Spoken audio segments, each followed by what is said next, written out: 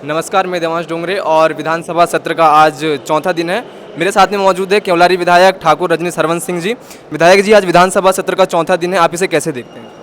विधानसभा सत्र का आज चौथा दिन है और 4 दिन के सत्र में मात्र ये तीसरा दिन है जो विधानसभा लग रही है। एक दिन छुट्टी हो गई थी।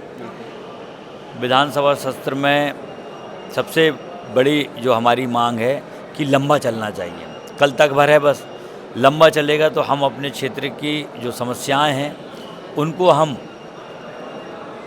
सदन में रखेंगे, और जब सदन में रखेंगे तो निश्चित रूप से विधानसभा अध्यक्ष जी के माध्यम से हम मंत्रीगणों तक उन समस्याओं को अवगत कराएंगे, ताकि क्षेत्र में विकास के काम को गति मिले और हमारी क्षेत्र की समस्या से मंत्रीगण, शासन उससे वाकिफ़ हो, ताकि हमारी क्षेत्र की समस्याओं का समाधान हो सके। बिल्कुल। बीजेपी सरकार को 2 वर्ष पूरे होने वाले हैं। सरकार की कौन कौन सी बड़ी उपलब्धियां रही हैं और ऐसी कौन सी नाकामियां रही हैं जिनका सामना सरकार और जो जनता है वो अभी भी सामना कर रही है? उपलब्धियां कुछ नहीं रहीं। किसान परेशान हैं, नौजवान परेशान है, उसके अतिरिक्त महंगाई बहुत तीव्र गति से महंगाई बढ़ रही है। जिस ढंग से सारे वर्ग नाखुश हैं, सरकार की उपलब्धि कुछ नहीं। प्रदेश में भ्रष्टाचार और बेरोजगारी की चरम पर है भ्रष्टाचार, चरम पर है। केवलारी विधानसभा क्षेत्र में अभी भी मक्का जो है वो 1200 रुपये में बिक रहा है। इसको लेकर आपके द्वारा क्या प्रयास किए जा रहे हैं? बिल्कुल, हमने इसके लिए ज्ञापन भी सौंपा और सदन में इसकी विस्तृत चर्चा भी हुई कि मक्का को समर्थन मूल्य लागू करना चाहिए।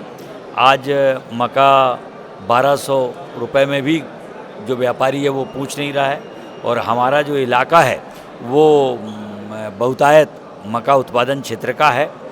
निश्चित रूप से सरकार को इस पर संज्ञान में लेना चाहिए और एमएसपी की दर पर मक्का की खरीदी होना चाहिए।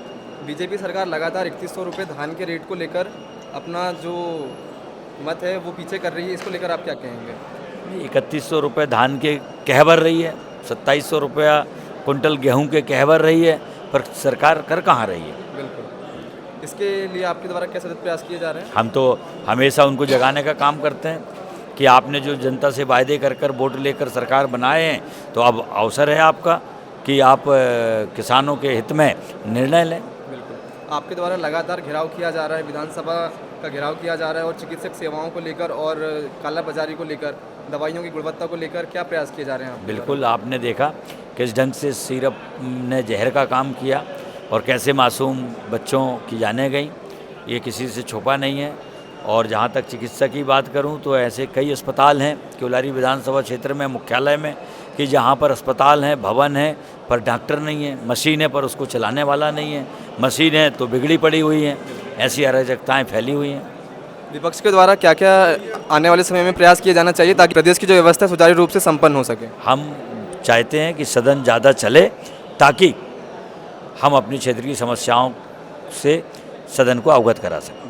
धन्यवाद। मेरे साथ में थे केवलारी विधायक ठाकुर रजनी सरवंत सिंह जी, जिनके द्वारा आज हमने सारी चर्चाएं की, परिचर्चाएं की, और आपने देखा कि किस तरीके से धान के मूल्य को लेकर और विधानसभा सत्र को लेकर उन्होंने चर्चा की और कहा कि लगातार हम विपक्ष को और पक्ष को साथ में लेकर चलने का प्रयास कर रहे हैं, लेकिन पक्ष मजबूती से तैयार खड़ा नहीं है और अपना काम करने के लिए सतत प्रयास कर रहा है, लगातार विधानसभा का घेराव कर रहा है।